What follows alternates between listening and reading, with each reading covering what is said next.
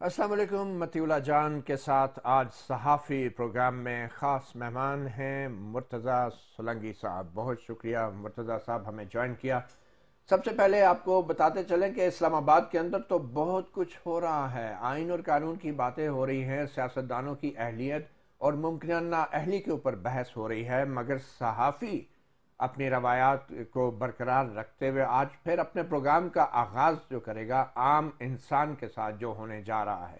64 لاکھ سیلاب کے متاثرین ہیں اور خاص طور پہ بلوچستان اور سندھ میں اور خیبر پختونخوا میں۔ ان سیلاب کے متاثرین کے حوالے سے ایک خوفناک رپورٹ اقوام متحدہ کی طرف سے جاری کی گئی ہے۔ یہ رپورٹ اقوام متحدہ کی ہیومینیٹیرین کوارڈینیٹر جولین ہانس نے جاری کی ہے، اور جو اعداد و شمار سامنے آئے ہیں مرتضیٰ سولنگی صاحب بڑے خوفناک ہیں۔ میں جلدی سے بتا دیتا ہوں آپ کو۔ ان کا یہ کہنا ہے کہ امدادی سرگرمیاں آنے والے دنوں میں معطل ہونے کا خطرہ پیدا ہو گیا ہے۔ یہ جو سیلاب کے متاثرین ہیں 3 ماہ کے اندر، جو آنے والے 3 مہینے ہیں، اس میں حالات مزید بگڑنے جا رہے ہیں۔ سیلاب کے متاثرین کے لیے 64 لاکھ افراد متاثر ہوئے، صرف 18 لاکھ سیلاب کے متاثرین کو امداد ان تک پہنچ سکی ہے۔ 39 لاکھ کی بجائے، جو کہ 39 لاکھ افراد کو غذا کی ضرورت تھی، 15 لاکھ افراد کو روٹی ملی، کھانے کو غذا ملی ہے، اور 35 لاکھ افراد بے گھر ہوئے، اور صرف 19 لاکھ افراد کو خیمہ ملا، ان کو چھت ملی۔ اندازہ کریں سولنگی صاحب، ابھی سردیاں سر پہ آ گئی ہیں، اور یہ اقوام متحدہ کے اعداد و شمار جو آ رہے ہیں۔ پھر ان اعداد و شمار کے مطابق 81 کروڑ ڈالر کی ضرورت تھی ان سیلاب کے متاثرین کے لیے، جس میں سے 26 کروڑ ڈالر جمع ہوئے ہیں۔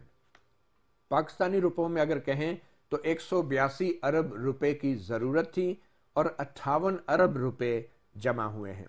امدادی رقوم جو ہیں اقوام متحدہ کی یہ کوارڈینیٹر ہمیں بتا رہی ہیں کہ جولین ہانس، ان کا یہ کہنا ہے کہ امدادی رقوم 15 جنوری کو ختم ہو جائے گی، یعنی آج سے ٹھیک 1 مہینے بعد سیلاب کے متاثرین کے لیے کوئی امدادی رقم نہیں رہے گی، اور پھر دسمبر سے اگلے سال مارچ کے دوران، دسمبر تا مارچ 1 کروڑ 46 لاکھ افراد کے لیے خوراک کا بندوبست کرنا ہے ہم نے، اور 15 جنوری کو امدادی رقوم ختم ہو جائیں گی۔ سولنگی صاحب، یہ اعداد و شمار ہیں۔ اب آپ اندازہ لگائیں کہ ہمیں آئندہ 3 مہینے کے اندر جو ہے 124 ارب روپے اکٹھا کرنے ہیں، اور جو صورتحال آپ کو یہ بتا دیں کہ سندھ کے اندر، بلوچستان کے اندر اور دوسرے علاقوں میں جو تباہی پھیلی ہے، صوبوں کی حکومتوں کے پاس کچھ پیسہ نہیں ہے سولنگی صاحب، مگر آج میں صحافی پروگرام میں یہ انکشاف کر رہا ہوں کہ جہاں 124 ارب روپے کی ضرورت ہے پورے پاکستان کے سیلاب متاثرین کے لیے، وہاں ہماری معزز سپریم کورٹ صرف سندھ حکومت کے 108 ارب روپے اپنے اکاؤنٹ میں رکھے ہوئے ہیں۔ 108 ارب روپے سندھ حکومت کے۔ سولنگی صاحب، یہ وہ 108 ارب روپے ہیں جو بحریہ ٹاؤن کے طرف سے جرمانے کے طور پہ سپریم کورٹ کے اکاؤنٹ میں جمع کرائے گئے تھے۔ تو یہ 108 ارب روپے سپریم کورٹ میں ہیں، اور میری سندھ حکومت کے کچھ لیڈران سے بات ہوئی، انہوں نے یہ کہا کہ ہم نے سپریم کورٹ کو بارہا یہ درخواست کی کہ یہ پیسہ سندھ کے عوام کا ہے، ہمیں دیا جائے، ہم اس کو سیلاب کے متاثرین کے لیے بھی استعمال کرنا چاہتے ہیں۔ اور سیلاب کے متاثرین کے حوالے سے زبانی تو انہوں نے کہہ دیا، مگر وہ کوئی ثبوت نہیں دے سکے کہ سیلاب کے متاثرین کے لیے باقاعدہ سپریم کورٹ سے رجوع کیا گیا ہے یا نہیں۔ تو وہ پیسہ ابھی تک سپریم کورٹ نے جاری نہیں کیا۔ اس 108 ارب روپے کے اوپر بظاہر کہیں سود پڑ رہا ہوگا، منافع کمایا جا رہا ہوگا، لیکن ساری دنیا میں ہم مانگتے پھر رہے ہیں سیلاب کے متاثرین کے لیے، اور اقوام متحدہ کی جو نمائندہ ہیں جولین ہانس، وہ اپیل کر رہی ہیں اوورسیز پاکستانیوں سے، جولین ہانس اپیل کر رہی ہیں بیرون ملک پاکستانیوں سے کہ وہ امداد دیں، اور انہوں نے کہا کہ اپنے بہن بھائیوں کی مدد کریں، یہاں اسکولوں اور صحت کے مراکز بنانے کی ضرورت ہے۔ تو سلنگی صاحب، یہ بڑی ہی ایک افسوسناک صورتحال ہے، اور ثانیہ نشتر جو پاکستان تحریک انصاف کی رہنما ہیں، انہوں نے ایک پریس کانفرنس میں بتایا تھا کہ جو پی ٹی آئی نے رقم اکٹھی کی تھی وہ 4 ارب 32 کروڑ روپے رقم تھی، اور ان کا یہ کہنا تھا، اور جو دستاویزات انہوں نے جاری کی تھی اس کے مطابق ان تمام رقوم کو، جو جمع شدہ عطیات ہیں، ان کو پنجاب میں اور خیبر پختونخوا میں جزوی یا مکمل تباہ شدہ گھروں کی تعمیر کے لیے دیا جائے گا۔ ابھی لیٹسٹ اپڈیٹ نہیں پتا۔ اور پھر یہ بھی کہا کہ جزوی تباہ گھر کے لیے 2 لاکھ تک کی امداد دی جائے گی، جبکہ مکمل تباہ گھر کے لیے 4 لاکھ روپے تک کی امداد دی جائے گی، اور اسی طرح خیبر پختونخوا میں بھی تباہ شدہ گھروں کی تعمیرات کے لیے 4 لاکھ روپے تک امداد فراہم کی جائے گی۔ اس میں سندھ کا اور بلوچستان کا کوئی ذکر نہیں ہے، اور معلوم نہیں شاید اوورسیز پاکستانی سارے ان کا تعلق یا تو پنجاب سے ہے یا خیبر پختونخوا سے ہے، اور اگر نہیں بھی ہے تو میرے خیال میں اوورسیز پاکستانیوں نے پورے پاکستان کے لیے رقم دی تھی۔ اوور ٹو یو سلنگی صاحب، اب آپ سپریم کورٹ سے اپیل کرنا چاہیں گے یا پی ٹی آئی سے اپیل کرنا چاہیں گے یا اقوام متحدہ سے؟ آپ بتائیں، آپ کیا چاہیں گے؟ ان سیلاب کے متاثرین کی کیسے مدد کی جا سکتی ہے؟ ایک تو جو سپریم کورٹ میں جو رقم جمع ہوئی، آپ کیونکہ ایک جید کورٹ رپورٹر ہیں تو آپ ہمیں بتائیں گے کہ جو رقم بنتی تھی وہ پوری جمع نہیں کرائی گئی، بلکہ عدالت عظمیٰ نے آسان اقساط کی سہولت فراہم کی۔ ایک تو یہ بات ہے، یہ جو آسان اقساط میں جو رقم جمع کرانے کی سہولیات اور کس کس کو دی جاتی ہے وہ بھی آپ ہی ہمیں 460 ارب کی کل قیمت کا تعین ہوا تھا، اور پھر اس میں یہ طے ہوا تھا، سپریم کورٹ نے اپنے حکم میں کہہ دیا تھا کہ آپ قسطوں میں اسے جمع کرا سکتے ہیں۔ اور اچھی بات یہ ہے کہ قسطوں کو حکم کے مطابق رقوم جمع ہو رہی ہیں، جی، لیکن اب آخری قسط کا وہاں پتہ پر نہیں۔ رقوم اکاؤنٹ میں کیا انڈے دے رہی ہیں، جب ایک تو وہ رقوم سندھ سے متعلق ہیں، کیونکہ وہاں ملی ڈیولپمنٹ اتھارٹی کا وہ ایک قضیہ تھا، اگر آپ کو یاد ہو۔ تو اگر عدالت عظمیٰ کو اور ہمارے اداروں کو اعتماد نہیں ہے سندھ حکومت پہ کہ جی وہ رقوم جو ہے وہ عوام پر خرچ ہوں گی، تو آپ نے تو نگران جج بھی بنائے تھے، آپ تو کوئی سپرویژن کا سسٹم بھی سیٹ اپ کر سکتے ہیں، وفاق کی طرف سے بھی کر سکتے ہیں، سول سوسائٹی کی طرف سے بھی کر سکتے ہیں، یہاں تو عام شہریوں کی درخواست پر سو موٹو بھی ہوتا ہے۔ تو یہ رقم آپ کی نہیں ہے، یہ رقم سندھ کے عوام کی طرف جانی چاہیے ایسے وقت میں جب یہ سیلاب آیا ہوا ہے، اور سب سے زیادہ جو متاثر ہوا ہے صوبہ وہ سندھ ہے۔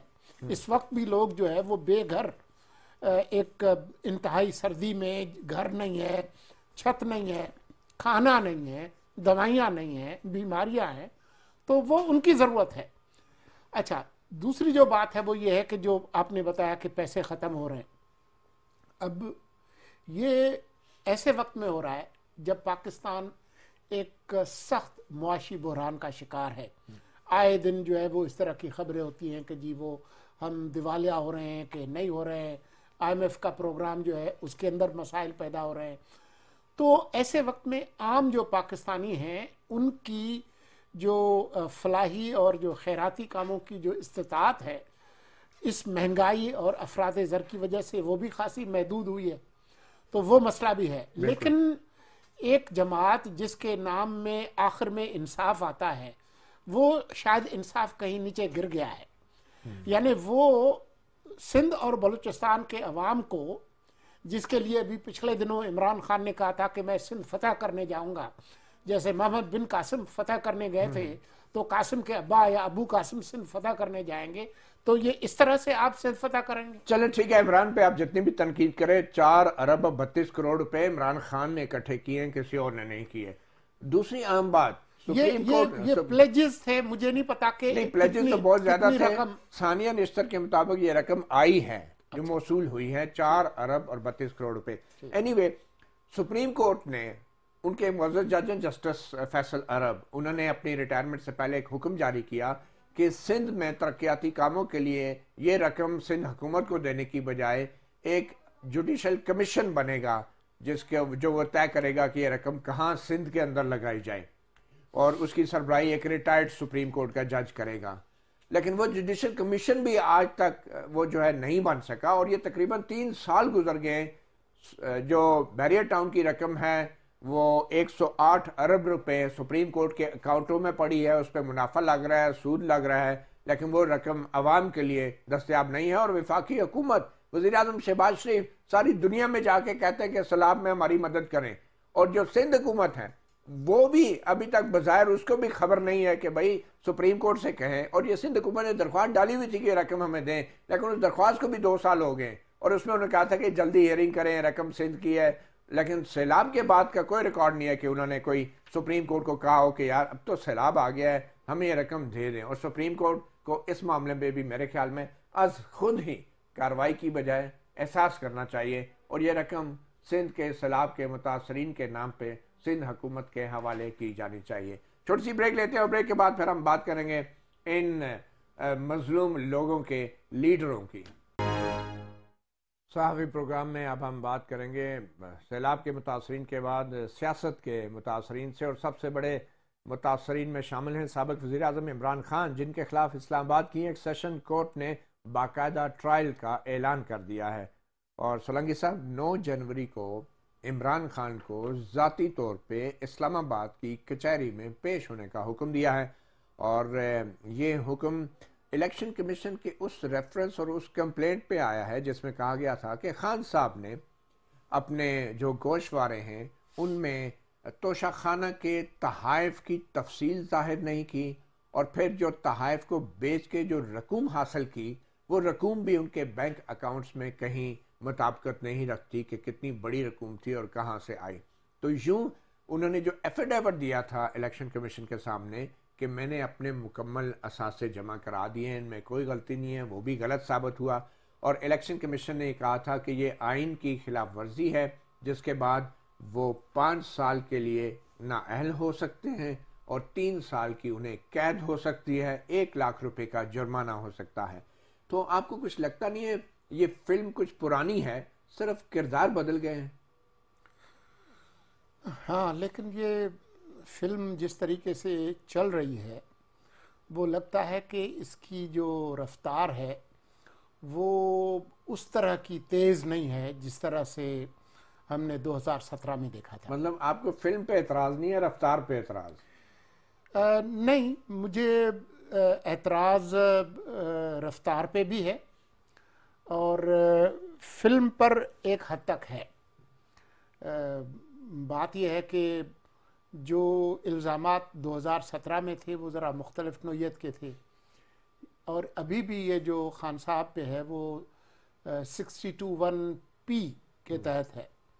پہلے تاحیات نااہلی نہیں ہے، تاحیات نااہلی نہیں، لیکن اس عمر میں تو 1 سال کی نااہلی بھی تاحیات ہی بن جاتی ہے، مطلب ایک الیکشن ہی نہ لڑ سکیں آپ آنے والا۔ تو پھر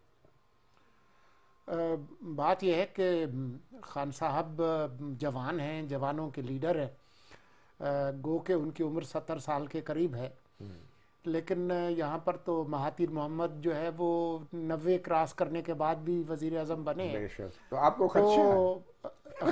تو اس لیے جو ہے وہ خان صاحب جو ہے وہ پر امید ہوں گے، تو آپ کو بھی پر امید ہونا چاہیے نا، اللہ تعالیٰ زندگی دے، ان کو صحت دے۔ ہاں جی، میں بھی پر امید ہوں، لیکن بات یہ ہے کہ خان صاحب نے بہت سارے محاذ کھلے ہوئے ہیں، اور مجھے نہیں پتا کہ کس محاذ سے ان پر گولہ باری ہوگی۔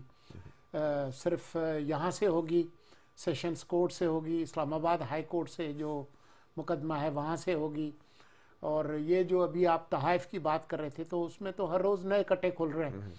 کل کچھ ایک اور کھلا ہے کہ جی وہ کوئی 1.5 کروڑ روپے دے کے آپ 6 ارب روپے کے تحائف جو ہے وہ ساتھ لے کر چلے گئے۔ کون؟ عمران خان کے بارے میں۔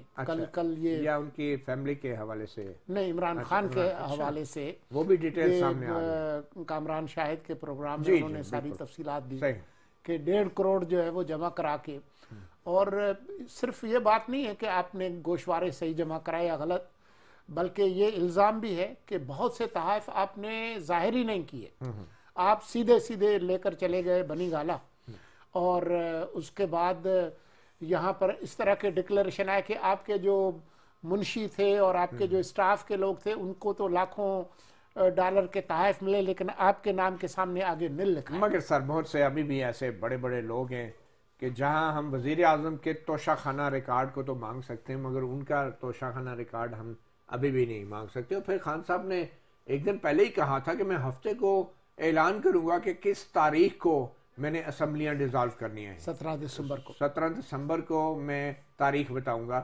اور پھر اس کے بعد کیا ہوا، پہلے خان صاحب کو سن لیتے ہیں، پھر بتاتے ہیں کہ آج کیا ہوا۔ پھر میں انشاءاللہ 17 تاریخ کو لبرٹی چوک میں اپنے خطاب کے اوپر اپنی قوم کو ڈیٹ دوں گا، جب ہم 2 اسمبلیز، ہماری جو پختونخوا کی اسمبلی اور ہماری جو پنجاب کی اسمبلی ہے، اس کو ہم ڈیزالو کریں گے، اس میں سے نکل کے ہم الیکشن اناؤنس کروائیں گے۔ اس کے علاوہ ہمارے جو 123 یا غالباً 125 نیشنل اسمبلی کے ممبرز ہیں جو ہمارے انہوں نے ابھی تک استعفے قبول نہیں کیے، ہم نیشنل اسمبلی کے اندر جا کے اسپیکر کے سامنے کھڑے ہو کے کہیں گے کہ ہمارے استعفے قبول کرو، تاکہ ہم نیشنل اسمبلی سے بھی ریزائن کریں، اور پھر تقریباً 70% پاکستان کے اندر الیکشن ہوگا۔ سولانگی صاحب بڑی انٹرسٹنگ ٹائمنگ ہے۔ خان صاحب نے جو ہی یہ کل تقریر کی تو ان کو یہ پتا تھا کہ آج ان کا جو توشہ خانہ ریفرنس کے حوالے سے سیشن کورٹ سے فیصلہ آنا ہے کہ ٹرائل ہوگا یا نہیں۔ تو خان صاحب نے اپنی جو 20 دسمبر کو تقریر کرنی تھی وہ انہوں نے پیچھے کر کے 14 دسمبر کو کر دی، اور آج جب یہ فیصلہ آ گیا ہے تو اب یہ کہا جا رہا ہے، اور آج فواد چودھری کی طرف سے یہ بیان آیا ہے کہ اب ہم قومی اسمبلی سے بھی استعفے دیں گے، اور اس کے لیے وہ تیار ہو گئے ہیں کہ باقاعدہ جا کر استعفیٰ دینے کے لیے، کہ اسپیکر سے مل کے، اور پہلے کہہ رہے تھے ہم تو دے چکے ہم کیوں جائیں، اور بڑے طویل عرصے سے 21 اپریل 2022 کو 123 پی ٹی آئی کے اراکین نے استعفے دیے، مگر اسپیکر کے سامنے وہ پیش آج تک نہیں ہوئے، اور آج تک وہ تنخواہیں بھی لیتے رہے۔ اس حوالے سے آج جب یہ ریفرنس کا فیصلہ آ گیا کہ اب باقاعدہ ٹرائل ہوگا، تو فواد چودھری صاحب بھی میدان میں آ گئے۔ انہوں نے کہا اب تو پھر ہم دیکھتے ہیں کہ کیا ہوگا۔ اب دیکھیں 17 کو کیا ہوتا ہے، مگر فواد چودھری کو سنتے ہیں وہ کیا کہہ رہے ہیں۔ کہا گیا کہ پی ٹی آئی کے اراکین جو ہیں وہ استعفیٰ دے چکے ہیں لیکن تنخواہیں لے رہے ہیں۔ حقیقت یہ ہے کہ ہمیں اپریل کے بعد سے تحریک انصاف کے کسی رکن کو تنخواہ نہیں ملی ہے، اور اب مجھے شک ہو گیا البتہ، اور شاہ صاحب سے میں درخواست کروں گا کہ اس کو ذرا چیک کروا لیں کہ یہ تو نہیں کہ ہمارے نام پہ تنخواہیں نکال کے خود کھا گئے۔ ہمارے نام کی تنخواہ نکال کے خود کھا گئے، وہ کہتے ہیں نا چور کی داڑھی میں تنکا۔ اب کسی نے تنخواہوں کی بات کہاں سے شروع ہوئی؟ کل ہم نے یہاں صحافی پروگرام میں یہ کہا تھا کہ اب اگر یہ اسمبلی میں جا کے اسپیکر سے مل کے اپنے باقاعدہ اعلان کرتے ہیں تو اس کا مطلب یہ ہے کہ وہ آج کی تاریخ میں استعفیٰ دے رہے ہوں گے، اور جو شاہ محمود قریشی نے سولانگی صاحب خط لکھا ہے وہ بھی آج کی 15 دسمبر کی تاریخ میں وہ خط لکھا ہے۔ تو اس کا مطلب پچھلی جتنے بھی وہ عرصہ وہ کام نہیں کرتے رہے، مزدور پسینہ نہیں بہاتا رہا، مگر اجرت پوری لیتے رہے، اور آج کی تاریخ میں جب اسپیکر ان کے استعفے قبول کرے گا تو پچھلے جو اپریل سے لے کے آج تک بغیر کام کے جو ان کے اکاؤنٹوں میں تنخواہیں آتی رہی ہیں وہ سب حلال ہو جائیں گی۔ یہ پہلی دفعہ نہیں ہوگا۔ آپ کو یاد ہے کہ جب 2014 میں انہوں نے استعفے دیے تھے تو وہ جس کو بیک بینیفٹس کہتے ہیں، بقایا جات کے ساتھ انہوں نے ساری تنخواہیں لی تھیں، اور میری معلومات یہ ہے کہ جتنے بھی ان کے اراکین ہیں ماسوائے ان کے جن کے استعفے قبول ہو چکے ہیں، برابر ان کے اکاؤنٹس میں پیسے گئے ہیں، کسی نے وہ پیسے واپس نہیں کیے، اور صرف ان کی بات نہیں ہے کہ جی وہ تنخواہ ان کو گئی ہے، اور یہ جو آپ نے بتایا اس سے تو یہ ہے کہ وہ پچھلے حلال ہو گئے، اور نہ صرف یہ بلکہ ابھی بھی وہ لوگ جو ہے وہ سرکاری جو رہائش گاہیں ہیں پارلیمان لاجز کی اس میں موجود ہیں، نہ صرف وہ بلکہ جس موصوف نے تقریر فرمائی آج پریس کانفرنس، ذرا پتہ کریں نا کہ منسٹرز کالونی میں 4A فلیٹ میں کون رہ رہا ہے؟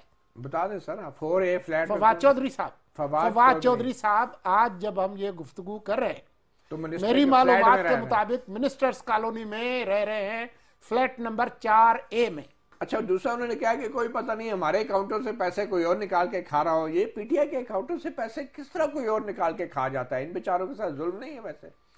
हाँ, मेरे ख्याल में तो इनके हाथ हमेशा किसी और के जेब में होते हैं, तो इनकी जेब में कौन हाथ डालेगा? ये नहीं, लेकिन ये मुमकिन ही नहीं है कि अकाउंट से पैसे कैसे निकल सकते हैं? इसका मतलब ये मान रहे हैं कि तनख्वाहें आई होंगी, हाँ। कोई और निकाल के ले गया। ये तो बड़ा फिर एक अजीब बात है। और फवाद चौधरी साहब ये बात यह है कि हुकूमत को चाहिए कि इनके अकाउंट्स की जो पोजीशन है वो बता दे कल।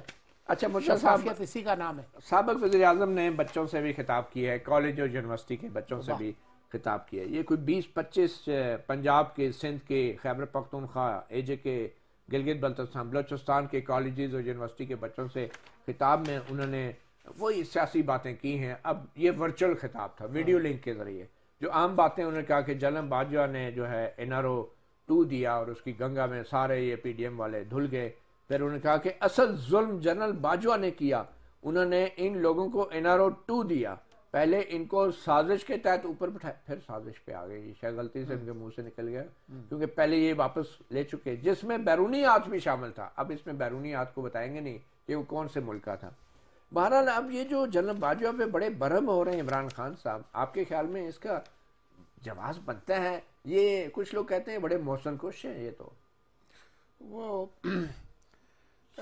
सिंधी में एक कहावत है कि कांव जी कावड़ अकम कड़ते, कव्वे का जो गुस्सा है वो बेचारी टिड्डी पे आता है। तो जब तक बाजवा साहब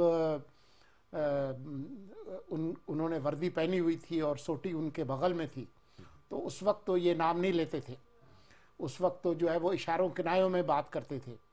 तो ये कितने बहादुर हैं वो आपको पता चल गया। बाकी जो उनकी तकरीर है कि जी वो NRO 2 दिया या NRO 3 दिया, तो बात यह है कि सबको पता है कि ग्रैंड NRO किसको मिला, कि किस तरीके से 2018 के इंतखाबात में झुरलू फेर कर उनको बिठाया गया। तो इसका जिक्र क्यों नहीं कर रहे PDM वाले? ये तो PDM वाले ही बता सकते हैं। तो कर सकते हैं। मेरे ख्याल में वो आज भी जिक्र करते हैं कि जी ये इंतखाबात धांधली के जरिए उनको बिठाया गया। और अगर कोई बाजवा साहब पे अगर कोई सही इल्ज़ाम है तो वो यही है कि उन्होंने इनको बिठाया, किस तरीके से जो है वो जो अदालती प्रोसेस था उसके अंदर जो है वो मुदाखलत की गई। लेकिन मेरे ख्याल में पहले इमरान खान बाजवा साहब का नाम नहीं लेते थे और अब रोज़ ही नाम लेते। इसी तरह किसी ज़माने में PDM वाले रोज़ नाम लेते थे और अब बिल्कुल ही नाम नहीं ले रहे। तो ये सारे सियासतदान तो जिसको कहते हैं ना कि एक ही थैली के चट्टे बट्टे, और वो थैली इस्टेब्लिशमेंट की है। मानते हैं आप? मेरे ख्याल में कुछ जो PDM के जो लोग हैं उन्होंने नाम लिया है, उन्होंने कहा है कि ये ज्यादती हुई। मेरे ख्याल में ख्वाजा आसिफ ने कुछ जिक्र किया है, कुछ मतलब इतना क्रेडिट आप जरूर उन्हें देते हैं? हाँ, मेरे ख्याल में इतना क्रेडिट उनको मिलता है। लेकिन मेरे ख्याल में जो पाकिस्तान की जो सबसे जो इंजीनियर्ड इलेक्शंस थे वो 2018 के थे, और उसमें जिस तरीके से उन्होंने आपके ख्याल में ये PDM जो है ये तैयार है कि आइंदा जब भी इलेक्शन हो और अगर ये हुकूमत में आते हैं तो 2018 में जो कुछ हुआ उसका एहतसाब करेगी PDM? मुझे नहीं लगता। मुझे करना चाहिए या नहीं?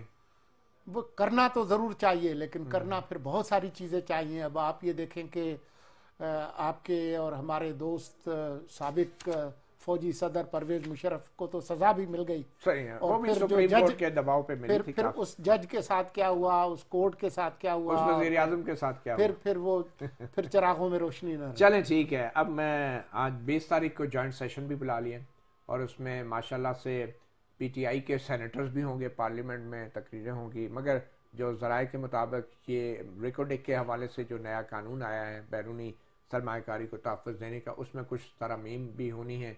कुछ जो अमेंडमेंट्स हैं तरामीम वो एक्सेप्ट कर लिए गवर्नमेंट ने। दोनों हाउसेज से मंसूर शुदा बिल जो है अब जॉइंट सेशन में शायद रिकॉर्डिंग को फाइनल कर लें, क्योंकि उसकी भी 15 दिसंबर की डेडलाइन थी। और एक मुआशी नज़रिया ज़रूरत के तहत सुप्रीम कोर्ट ने भी हाल ही में एक राय दे दी है सदारती रेफरेंस के जवाब में, तो उसमें मामला भी हल हो जाएगा। सुलगी साहब, हम अगला सेगमेंट करेंगे भत्ताखोरी के ऊपर, और ये भत्ताखोरी का इल्ज़ाम कोई और नहीं, खैबर पख्तूनख्वा की हुकूमत, हुक्मरान जमात के जो उनसे ताल्लुक़ रखने वाले ताजर हजरात हैं वो लगा रहे हैं। हुकूमत उनकी अपनी है और वो खैबर पख्तूनख्वा के अंदर وہ الزام کیا لگا رہے ہیں؟ وہ شکایت لگا رہے ہیں، اور شکایت کس سے لگا رہے ہیں یہ بھی بڑی دلچسپ بات ہے۔ جس کے گھر کے آگے احتجاج کرتے تھے پی ٹی آئی والے، آج اسی گھر والے کے ہاں شکایت لے کے جا رہے ہیں کہ ہماری مدد کریں یا بھتہ خوری رکوائیں۔ اب معلوم نہیں، اس کی وجوہات تو مختلف ہو سکتی ہیں، ایک بریک کے بعد ہم اس کے اوپر بات کریں گے۔ صحافی پروگرام میں ہم بات کریں گے بھتہ خوری کی، جس کی شکایت پشاور کے تاجر حضرات نے، جن کا تعلق حکمران جماعت تحریک انصاف سے ہے۔ خیبر پختونخوا میں تحریک انصاف حکمران ہیں، اور ان کی پارٹی کے جو تاجر حضرات ہیں، جو انصاف ٹریڈرز ونگ ہیں، ان کے طرف سے ایک خط لکھا گیا ہے، اور یہ عمران خان کو یہ خط لکھا گیا ہے، اور اس میں خاص طور پہ یہ بھی اپیل کی جا رہی ہے کہ جو مقامی جو کہ قیادت ہے وہ اس بھتہ خوری کی کوئی بیخ کنی کرے، اور اس میں یہ بھی اپیل کی گئی ہے کہ جو کور کمانڈر ہیں وہ بھی اس میں مدد کریں، اور یہ بھتہ خوری کا معاملہ جو ہے اس کو روکنے کی کوشش کریں۔ تو یہ کیا عجیب سی بات لگ رہی ہے کہ P T I Khyber Pakhtunkhwa میں یہ بھتہ خوری روکنا، یہ تو پولیس کا کام ہے نا پھر۔ دیکھیں، اس سے پہلے خود خیبر پختونخوا کے کئی وزراء یہ تسلیم کر چکے ہیں کہ جی ان کو بھی بھتے کی دھمکیاں اور پرچیاں جو ہے وہ ملی ہیں۔ مجھے نہیں پتا کہ کتنے یہ بھتہ دے رہے ہیں، یہ میرے علم میں نہیں ہے، لیکن آپ کو یاد ہوگا کہ مراد سعید اس کی شکایت کر چکے ہیں۔ لیکن بات یہ ہے کہ یہ کس کی شکایت کر رہے ہیں؟ ابھی تک جو پی ٹی آئی کی پالیسی رہی ہے وہ تو آپ کو یاد ہوگا کہ ٹی ٹی پی کے ساتھ جو مذاکرات ہو رہے تھے، جب چودھری نثار وزیر داخلہ تھے، تو انہوں نے جن لوگوں کے نام دیے تھے جن کے ساتھ وہ مذاکرات کرنا چاہیں گے، ان میں قبلہ عمران خان کا نام بھی تھا، اور پرویز خٹک وزیر اعلیٰ تھے جب انہوں نے کہا تھا کہ ہم ان کے لیے دفاتر کھولیں گے۔ جب ان کے بھائی بندوں نے وہاں پر کابل میں جھنڈا چڑھایا تو خان صاحب نے کہا کہ انہوں نے غلامی کی زنجیریں توڑی ہیں۔ تو یہ کس کی شکایت کر رہے ہیں؟ میں وہی سمجھنا چاہ رہا ہوں۔ آپ یہ ذرا بتائیے کہ جنرل باجوہ کا بہت ذکر کرتے ہیں، ان پہ لعن طعن کرتے ہیں، لیکن انہی، اور جب فیض صاحب پشاور میں تھے اسی زمانے میں ان کے ساتھ مذاکرات ہوئے، ان مذاکرات کا کیا نتیجہ نکلا؟ پارلیمنٹیرینز کہتے ہیں کہ ہمیں پتہ ہی نہیں ہے، رضا ربانی کی شکایت الگ ہے۔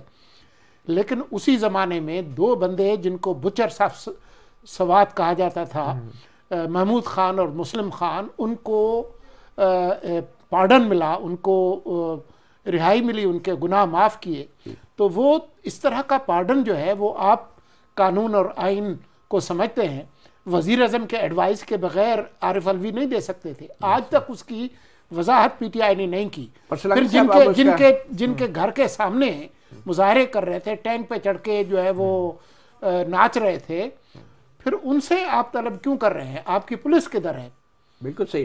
اچھا، یہی وہ پس منظر اور یہی وہ پالیسیاں تھی جس کا صلہ اب ہمیں افغانستان بارڈر کے پار سے فائرنگ اور حملوں کی صورت 3-4 روز پہلے ہوا تھا۔ ایگزیکٹلی، اور یہ 6 لوگ شہید ہوئے تھے، بلکہ یہ ایک جو 18 لوگ زخمی ہوئے تھے، آج بھی ایک شہید ہوا ہے، بالکل کوئی 12 کے قریب زخمی ہوئے ہیں۔ بالکل خود کا حملہ جو ہوا ہے، اور شمالی وزیرستان میں یہ 9 سیکیورٹی اہلکاروں میں 14 زخمی ہوئے ہیں، اور 3 شہری جو ہیں وہ جاں بحق ہوئے ہیں۔ اب یہ اس طرح کی پالیسی کا کون ذمہ دار ہے؟ اور ہم ایک طرف پہلے انڈیا سے ہم بڑے نالاں تھے، اب ہم نے مغرب کے اوپر بھی، تو یہ کس کی پالیسیوں کی ناکامی ہے؟ کیا یہ جنرل باجوہ، جنرل فیض کی پالیسیوں کی ناکامی ہے، یا یہ کوئی اور گیم کہانی تیار ہو رہی ہے؟ دیکھیں، یہ تو اب یہ تمام لوگوں سے پوچھے جنہوں نے یہ پالیسیاں بنائی تھی، جب یہ بغلے بجا رہے تھے کہ افغان طالبان آئیں گے اور پاکستان جو ہے وہ دفاعی طور پر مضبوط ہو جائے گا، اور انڈیا یہاں سے بھاگ جائے گا، اور امریکہ یہاں سے بھاگ جائے گا، اس کے بعد جو ہے وہ ہماری جو ہے وہ بلے بلے ہوگی۔ آپ یہ دیکھیں کہ افغان طالبان کے حکومت میں آنے کے بعد کس طریقے سے ٹی ٹی پی مضبوط ہوئی ہے، جتنے بھی مذاکرات ہمارے ہوئے وہ تو ہو گیا سر۔ اس وقت جو موجودہ حکومت ہے وزیر اعظم شہباز شریف کی، اور میں کہوں گا کہ وزیر دفاع خواجہ آصف کو اس وقت کیا کرنا چاہیے افغانستان کا منہ توڑ جواب دینے کے لیے؟ دیکھیں، جو جن بین الاقوامی معاہدوں کے تحت پابند ہیں ہم کہ جی ان کا ٹریڈ ہم نہیں روک سکتے، آپ ضرور نہ روکیں، لیکن اور بہت ساری जो सहूलतें जो उनको हासिल हैं, जिस तरीके से स्मगलिंग हो रही है, जिस तरह से ड्रग्स पेडलिंग हो रही है, जिस तरीके से अफ़गान तालिबान आकर हमारी चेक पोस्ट पे, हमारी सिविलियन आबादी पे गोलाबारी कर रहे हैं, ये तो नाकाबिले बर्दाश्त है।